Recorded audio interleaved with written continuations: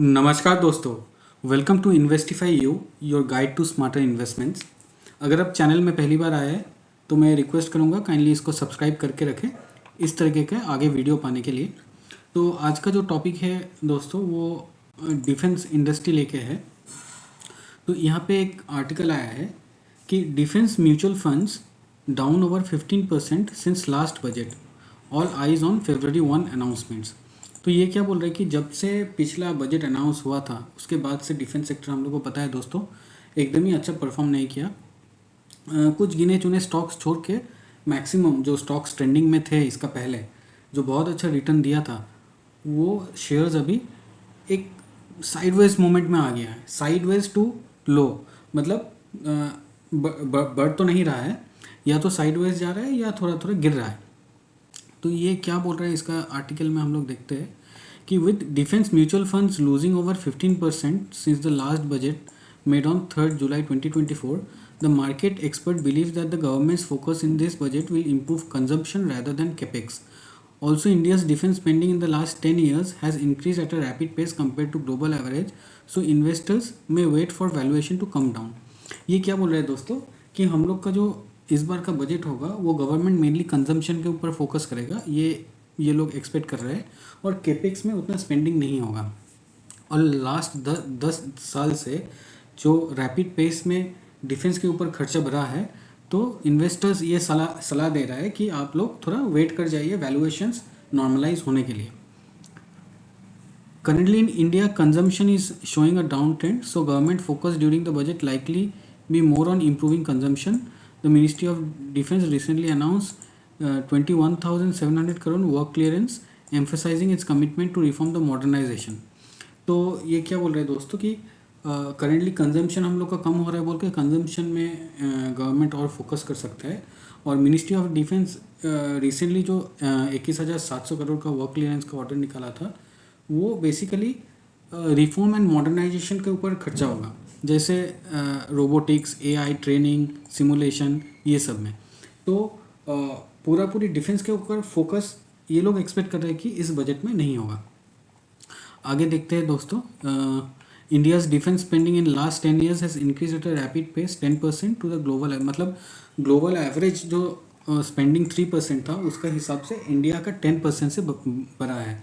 तो ये लोग बोल रहे हैं कि investors may wait for more valuation comfort before they allocate funds.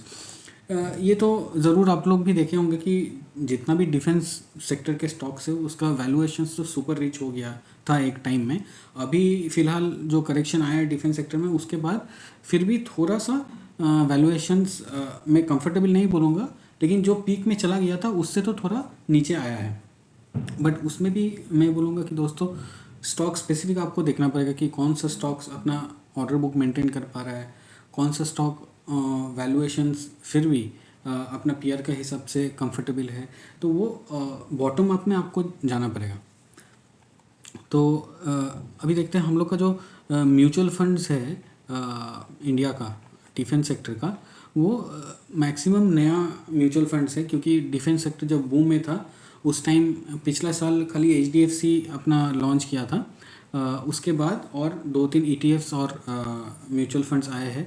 तो टोटली दोस्तों अगर देखेंगे 4 म्यूचुअल फंड्स और ETF मिला के 4 ही है। तो एक है HDFC defence fund direct growth वाला। तो ये डिफेंस फंड सबसे पुराना फर्स्ट जो इंडिया का डिफेंस फंड था वो HDFC लॉन्च किया था। उसका भी देखेंगे अगर 3 months और 1 month में नेगेटिव रिटर्न्स है।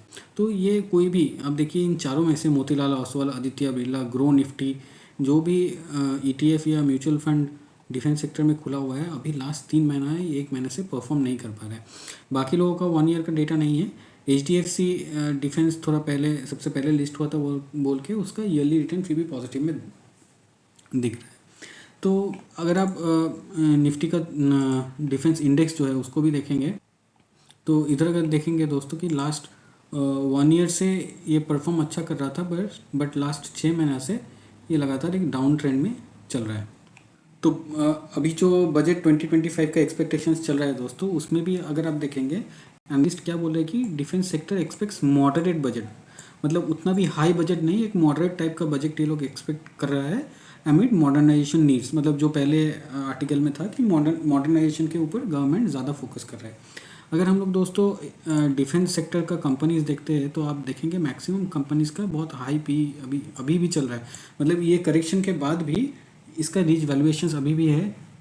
जैसे आप सोलर इंडस्ट्रीज़ का देखिए 85 का पी चल रहा है, भारत डायनामिक्स का 85 का पी, फिर यूनिमेक एरो का 108 का पी चल रहा है, डेटा पैटर्न्स का 66, एस्ट्रा माइक्रोवेव का 54, पारस डिफेंस का 103, एपोलो माइक्रो का 90। तो आप देख सकते हैं लगभग मिनिमम 50 का पी से ऊपर ही है सबका। तो दोस्तों अगर आप डिफेंस कंपनीज़ में या डिफेंस म्यूचुअल फंड्स में इन्वेस्ट करना चाहते हैं तो मैं बोलूँगा कि आप बॉटम्स अप में जाइए। मतलब आप एक एक कंपनी को देखिए डिफेंस का, उसका वैल्यूएशंस चेक कीजिए, उसका फाइनेंशियल्स पढ़िए, पीयर के साथ कंपेयर कीजिए कि वैल्यूएशंस रीजनेबल है कि नहीं, अपना खुद का रिसर्च कीजिए, कौन कॉल पढ़िए। तो ये रिसर्च करने के बाद अगर आपको लगे कि आपको इन्वेस्ट करना है तो आप कर सकते हैं, या तो आप ये सेक्टर को छोड़ भी सकते हैं। आज के लिए इतना ही। ये वीडियो अगर आपको पसंद आया तो इसको लाइक करें, सब्सक्राइब करें और शेयर करें ताकि ये वीडियो बाकी लोगों के पास भी पहुंचे और वो उसका लाभ उठा पाए। थैंक यू दोस्तों, नमस्कार, हैव अ ग्रेट डे।